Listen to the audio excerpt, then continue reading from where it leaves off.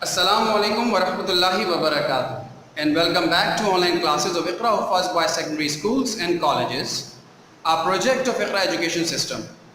My dear brothers, in the last video lecture, we discussed about types and kinds of sentence. I hope you have clearly understood it. Under the topic of translation, we will be covering 4 categories of sentence. Number 1, sentences and tenses. Number 2, passive sentences. Number 3, conditional sentences. And number 4, fixed sentences. In this video lecture today, we will be discussing the first category, tenses, with simple, compound and complex sentences. So let's take a look at simple, compound and complex sentences, what they are and how to translate them. Before we go to translate the simple sentences from Urdu to English, you need to consider these 4 points. Whenever you are translating a sentence, my brothers, you have to identify the tense through the sentence given, and then you have to identify the case, whether it is affirmative sentence, negative sentence or interrogative sentence. Then you have to apply the rules of that tense, be that present simple, present perfect, past continuous, future perfect, whatever tense it is, you have to remember the rules and apply the rules on that sentence. And then in the end, you will translate the sentence. So my brothers, as we discussed earlier, a simple sentence consists of a subject and a predicate. So here the examples given on the board belong to simple sentence. All these 10 sentences are simple sentences. You can see that every sentence has single subject or one subject and a predicate. Let's go through the first sentence. वो रोज़ाना अखबार पढ़ता है. You need to identify the tense first. You remember, as I told you, that you have to consider these 4 points when you are translating any Urdu sentence into English. So first we have to identify the tense. What tense is this? वो रोज़ाना अखबार पढ़ता है. For your hint or for your help, I will tell you, in this sentence, वो रोज़ाना अखबार पढ़ता है, I get the sense of repeated action. Yes, repeated action means present simple. Very correct. So वो रोज़ाना अखबार पढ़ता है is present simple. Second, you have to identify the case. Is this affirmative sentence or negative sentence or interrogative sentence? Yes, correct. This is an affirmative sentence. Now you know 2 things. This is present simple and this is affirmative sentence, which means present simple in affirmative. Now third thing, you have to apply the rules. You remember I told you in the earlier lecture, in the revision of tenses, that we use present form of verb in present simple, and in the cases of he, she or it, which means third person singulars, we use S form of present form, which means we use S or ES with the first form with the present form. So here you can see वो रोज़ाना अखबार पढ़ता है has been translated as he daily reads newspaper. I'll tell you that we can also use the word daily in the end of the sentence. He reads newspaper daily or he daily reads newspaper. Daily is an adverb, and adverb can be placed in 2 or 3 positions. Most of the adverbs can be adjusted or placed at the beginning of a sentence, or in the middle before the main verb, or in the end. So an adverb can be placed at multiple positions. So here the word daily is an adverb. You can use daily before the main verb reads or in the end after newspaper. So the sentence will be he daily reads newspaper or he reads newspaper daily. Second sentence is उसने मुझे अपनी party में मदऊ किया. Identify the tense. उसने मुझे अपनी party में मदऊ किया. We get the feeling or sense that it belongs to past, not present, not future. Now in the past, whether it belongs to past simple, past continuous, past perfect or past perfect continuous. उसने मुझे अपनी party में मदऊ किया, continued action नहीं है, completed action भी नहीं है, लॉन्गर कंटिन्यूड एक्शन भी नहीं है, तो सिंपल एक्शन है पास्ट का.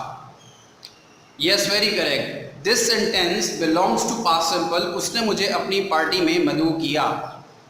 And this is in which case? Affirmative, negative और interrogative? Yes, affirmative sentence. Past simple affirmative. You remember when we were going through the revision of tenses, I told you people that there is one sentence in the whole English, in the whole world, in which we use past form of verb, which means second form of verb. This is the only sentence where we use past form of the verb, which means second form of the verb. And that is past simple affirmative sentence. And as you know, उसने मुझे अपनी party में मदऊ किया. This is past simple affirmative sentence. So we are going to use past form of verb. मदऊ करना, invite, and the second form or the past form of invite is invited. उसने मुझे अपनी पार्टी में मदऊ किया. He invited me in his party. Very correct. Sentence number 3. वो कपड़े धो रही है. Identify the tense. Yes, present continuous. And which case is this? Very right, affirmative. Present continuous affirmative sentence. वो कपड़े धो रही है. Apply the rules of present continuous. We use is or am or are as helping verb, and we use present participle form of main verb, which means fourth form of main verb. Dhona, wash, so fourth form is washing. And with she we use is. She is washing clothes. Okay, here I would like to tell you one additional thing with the word clothes. You see here, clothes. People are normally mistaken about clothes and cloths. You hear my pronunciation? Clothes and cloths. Clothes, cloths. There is a difference between these two words, not only in pronunciation but also in spelling and in the meaning too. Now look at the board there. You see C-L-O-T-H-S, cloths, C-L-O-T-H-E-S, clothes. Cloths means unstitched pieces and clothes means stitched dress. So the dress we wear is called clothes, and the piece of cloth we use to do dusting or sometimes to clean our bike or car, that is called cloth. And the plural form of cloth is cloths, and the plural form of cloth is clothes. So cloths are unstitched and clothes are stitched. Let's go through the sentence again. वो कपड़े धो रही है. She is washing clothes. And if she is washing unstitched ones, then you will say she is washing cloths. Okay, but here we mean that she is washing clothes, not cloths. Number 4, Asif अपने दफ्तर जाएगा. Apply the same points. 4 points. Identify the tense. Asif अपने दफ्तर जाएगा. What tense does it belong to? Yes, very correct. It belongs to future. Is it affirmative case, negative case or interrogative case? Yes, very right. This is affirmative case. Future simple affirmative. Asif अपने दफ्तर जाएगा. Future simple affirmative. Now you need to apply the rules of this tense. We use will or shall as helping verb. With Asif we will use will. Asif will, and we use present form of verb. Asif will go to his office. Asif अपने दफ्तर जाएगा. Asif will go to his office. Sentence number 5. वो गरीबों की मदद करती है. What tense does it belong to? वो गरीबों की मदद करती है. Do you get the sense of repeated action in this sentence? When there is repeated action we use yes, present simple. वो गरीबों की मदद करती है. Is it affirmative, negative or interrogative sentence? Very correct. This is affirmative. Present simple affirmative sentence. So you remember we use S form with he, she or it in present simple. वो गरीबों की मदद करती है. She helps the poor. Very good. Sentence number 6. Police ने चोर को पकड़ लिया. What sense do you get? What tense does this sentence belong to? Police ने चोर को पकड़ लिया. Is it present, past or future? Yes, I know it's not future. You are right. It's not future. Is it present or past? जो police ने चोर को पकड़ लिया. Yes, this is past. This sentence belongs to past. Now in past, whether it belongs to simple, continuous, perfect or perfect continuous. Yes, very correct. Somebody said past simple. Yes, this is past simple and the case is affirmative. Very correct. The case is affirmative. Police ने चोरों को पकड़ लिया. You know, and remember that we use past form of main verb in past simple affirmative sentence. So arrest means पकड़ना. Arrested is the second form or past form of arrest. Police arrested the thief. Correct. अम्मी बाजार जा चुकी हैं. अम्मी बाजार जा चुकी हैं. Apply the same rules. Identify the tense first. अम्मी बाजार जा चुकी हैं.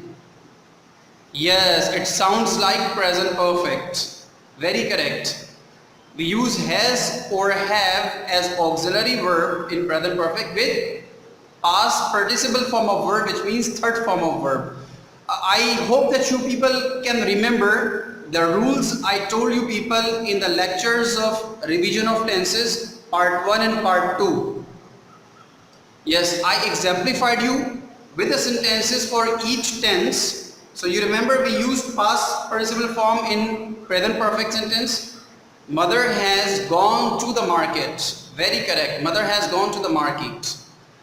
Sentence number 8. नौकर कमरों की सफाई कर रहे हैं.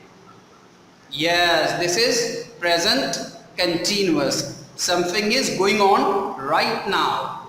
So this is a continued action in present. नौकर कमरों की भी सफाई कर रहे हैं. If, for example, this sentence is spoken when you are watching that they are doing some work or some action is going on. So नौकर कमरों की सफाई कर रहे हैं. Servants are cleaning the room. Very correct. Excellent. Sentence number 9. वो अपना वक्त ज़ाया नहीं करता है. Yes, this is present simple. But which case is this? Affirmative, negative, or interrogative? वो अपना वक्त ज़ाया नहीं करता. Yes, very correct. This is negative sentence. Present simple negative, and you know that we use do and does as auxiliary verbs in present simple in negative and interrogative sentences. With he we use does, and with I we use do. So he does not waste his time. वो अपना वक्त ज़ाया नहीं करता है. Present simple negative sentence. क्या तुम school जाओगे? The last sentence in simple sentence examples. क्या तुम स्कूल जाओगे? Yes. This sentence gives you the impression that this belongs to future. Future simple and affirmative, negative and interrogative. Yes, there is a question mark. You are right. So this is interrogative sentence of future simple. क्या तुम school जाओगे? We use will and shall as auxiliary verbs. With you we use will. So here we are using will at the beginning of a sentence because this is an interrogative sentence. Will you go to the school?